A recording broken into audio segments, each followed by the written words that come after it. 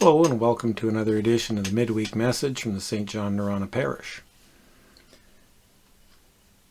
The message this week is a poem.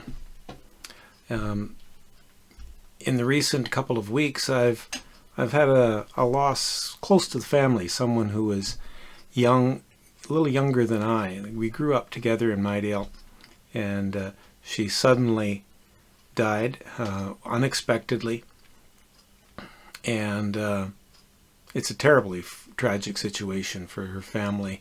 She lost a brother a few years before, so and her mother since then, and so this is the third blow against the family, and it's a terrible situation for them.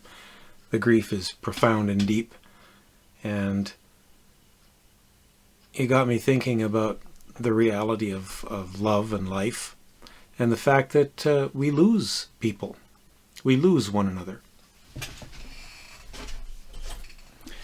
The reality is, if we live long enough in this life,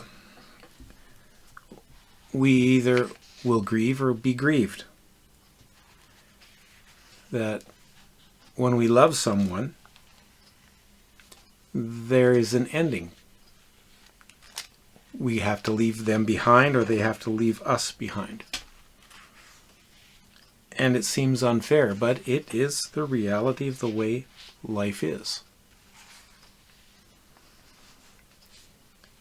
So I wrote a poem out of this called Sparrow's Fall, inspired by the words of Jesus that God sees every sparrow that falls, that there is one who grieves each death, and who grieves with us when we lose someone. We know the day must come when two are once more one, for one is left behind, one taken, one is left, the world, not always kind, one gone, and one bereft. The end of love is grief. But love is never wasted. This is my belief. Life is poor if love's not tasted. Will I grieve your loss, or will it be me taken? Whichever one goes first, the other's heart is shaken. But love is worth the pain. The saddest death of all is when there is no sadness for the sparrow's lonely fall. When there's no one grieving, was there really life at all?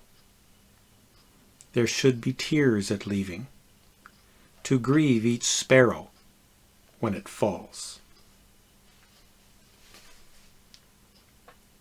So the fact that we grieve is the proof that we love.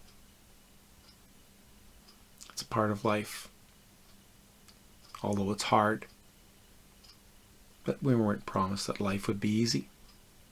Just that God would be present with us, and that we have a chance to be present with one another. So whatever you're going through, know that you're not alone. We are held in the presence of the one who sees each sparrow as it falls, and who is always with us. The one who hallowed humanity by becoming human himself, and has therefore drawn us up into the presence of divinity through that holy presence in and with us. God bless you this week.